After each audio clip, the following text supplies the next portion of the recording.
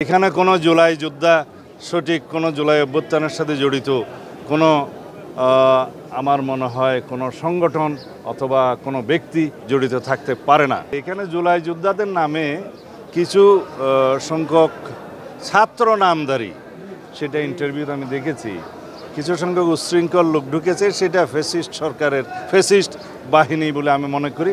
এবং আওয়ামী ফ্যাসিস্ট বাহিনী যে এখনও সমস্ত জায়গায় এই বিভিন্ন ফাঁকফোঁক করে বিশৃঙ্খলা সৃষ্টি করার চেষ্টা করছে, সেটা গতকালকেও দৃশ্যমান হয়েছে। বিএনপির স্থায়ী কমিটির সদস্য সালাউদ্দিন সাহেব, উনি গতকালকের ঘটনায় জুলাই যোদ্ধা যারা গতকালকে আহত হয়েছে তাদেরকে ফ্যাসিস্ট আওয়ামী লীগের অনুসারী হিসেবে তাদেরকে আখ্যা দিয়েছেন। আমরা তীব্র নিন্দা এবং প্রতিবাদ জানাচ্ছি। এবং হয়তো তিনি ভুলবশত, হয়তো তার কাছে তথ্য না থাকার কারণে তিনি এরকমটা বলেছেন। যেহেতু তিনি দীর্ঘদিন দেশে ছিলেন না, যেহেতু তিনি জুলাই অভ্যুত্থানের সময় দেশে ছিলেন না, রাজপথে ছিলেন না, সেহেতু হয়তো তিনি জানেন না যে কে রাজপথে ছিল, কারা লড়াই করেছিল, কারা বুলেটের সামনে দাঁড়িয়েছিল। আতিকুল গাজী, যার হাত কাটা গিয়েছে, তাকে যখন ফ্যাসিস্ট আওয়ামী লীগের দোসর বলা হয়, যখন শহীদ মীর মুগ্ধের বাবাকে ফ্যাসিস্ট আওয়ামী লীগের দোসর বলা হয়, শহীদ ইয়ামিনের বাবাকে ফ্যাসিস্ট আওয়ামী লীগের দোসর বলা হয়, তাদের যে কোনো দাবির জন্যই, দাবির প্রেক্ষিতে, সেটা আমাদের জন্য খুবই কষ্টের, খুবই বেদনাদায়ক। ফলে আমাদের আহ্বান থাকবে তিনি তার এই বক্তব্য অবিলম্বে প্রত্যাহার করবেন এবং সেই আহত যোদ্ধা এবং শহীদ পরিবারদের কাছে ক্ষমা চাবেন এবং তাদের সাথে বসে জুলাই গণ অভ্যুত্থানের গল্পটা শুনবেন, ইতিহাসটা শুনবেন, কারা লড়াই করেছিল, কিভাবে লড়াই করেছিল, কিভাবে এই দেশ স্বাধীন হয়েছিল, এবং আজকে আমরা এখানে কথা বলতে পারছি। যদি এর কোনো আইনি ভিত্তি না হয়, এর কোনো অর্থ তৈরি হবে না।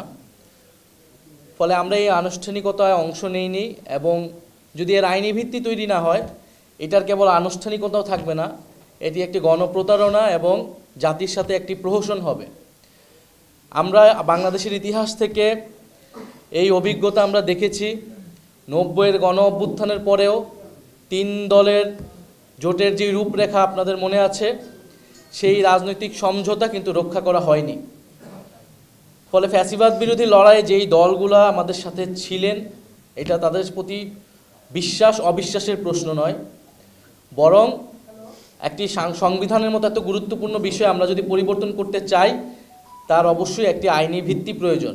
এবং এই 72-এর সংবিধান যাতে পরিবর্তন না হয়, পুরনো ফ্যাসিস্ট কাঠামো যাতে রয়ে যায়, তার জন্য নানান অপচেষ্টা কিন্তু দেশের ভিতরে, দেশের বাইরে থেকে করা হচ্ছে।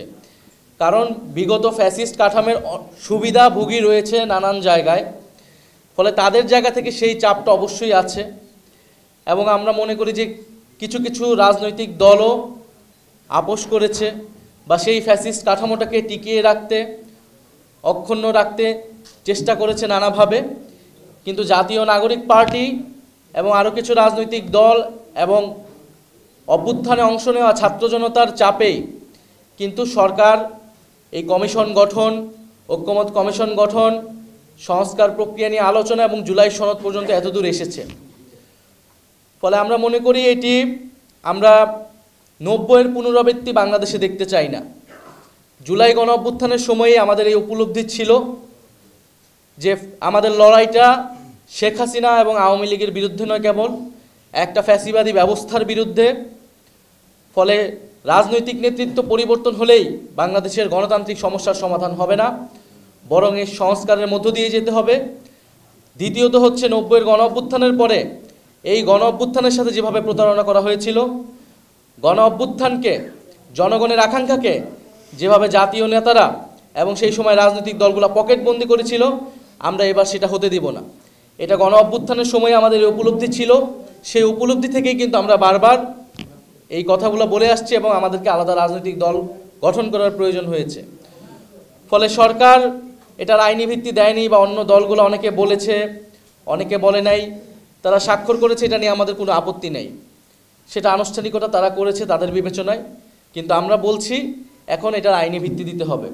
আইনি ভিত্তির মাধ্যমে এটি অর্থবহ হবে, এছাড়া এর কোনো অর্থ থাকবে না। ফলে সরকারের প্রতি আমাদের আহ্বান, রাজনৈতিক দলগুলোর প্রতি আহ্বান এবং জনগণের প্রতিও আমাদের সেই আহ্বান রয়েছে। জনগণ কালকে এটা দেখেছে, পুরা অনুষ্ঠানটাই দেখেছে। সেখানে জুলাই যোদ্ধা যারা ছিলেন, শহীদ পরিবারদেরকে কীভাবে অবমাননা করা হয়েছে এবং জনগণের সাথে কোনো ধরনের সম্পর্ক, কোনো সংশ্লিষ্টতা ছিল, জনগণের আকাঙ্ক্ষার কোনো বাস্তবায়ন বা প্রতিফলন গতকালকের অনুষ্ঠানে ঘটেছে বলে আমরা মনে করি না। বরং এটি তখনই ঘটবে জুলাই গণঅভ্যুত্থানে অংশ নেওয়া ছাত্র জনতার সার্বভৌম অভিপ্রায় হিসেবে যখন প্রফেসর মোহাম্মদ ইউনূস একটি আদেশ জারির মাধ্যমে এর আইনি ভিত্তি তৈরি করবে এবং সেই ভিত্তি অনুসারে গণভোট এবং পরবর্তী নির্বাচিত সংসদ এবং গণপরিষদ একটি নতুন সংবিধান তৈরি করবে।